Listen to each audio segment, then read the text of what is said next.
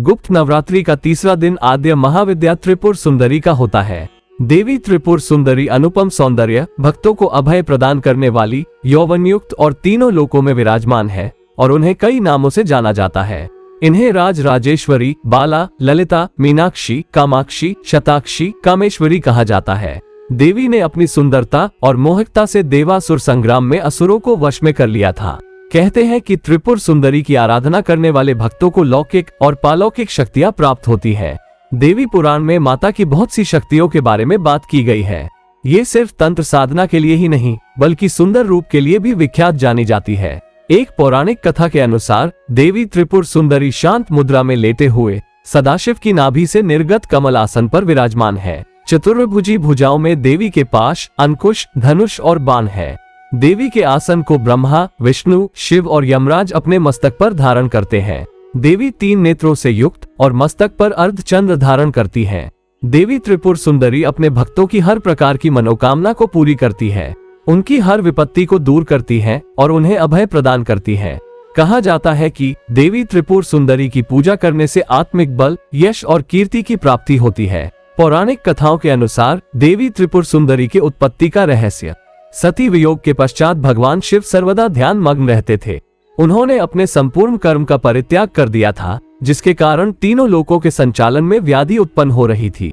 उधर तारकासुर ने ब्रह्मा जी से वर प्राप्त किया कि उसकी मृत्यु शिव के पुत्र द्वारा ही होगी।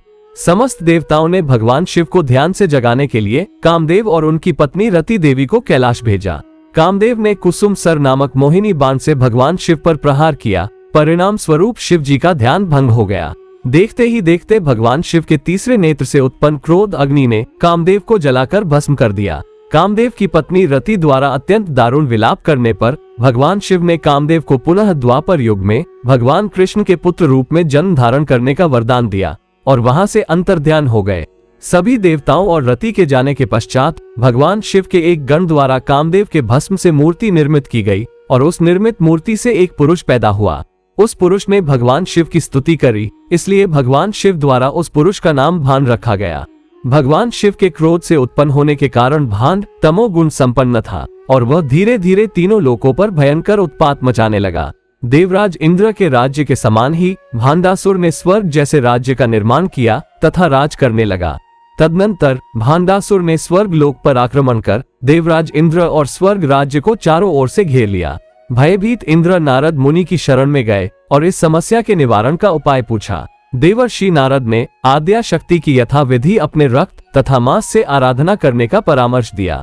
देवराज इंद्र ने देवी की आराधना की और देवी ने त्रिपुर सुंदरी स्वरूप से प्रकट हो भांडासुर का वध कर देवराज पर कृपा की और समस्त देवताओं को भयमुक्त किया।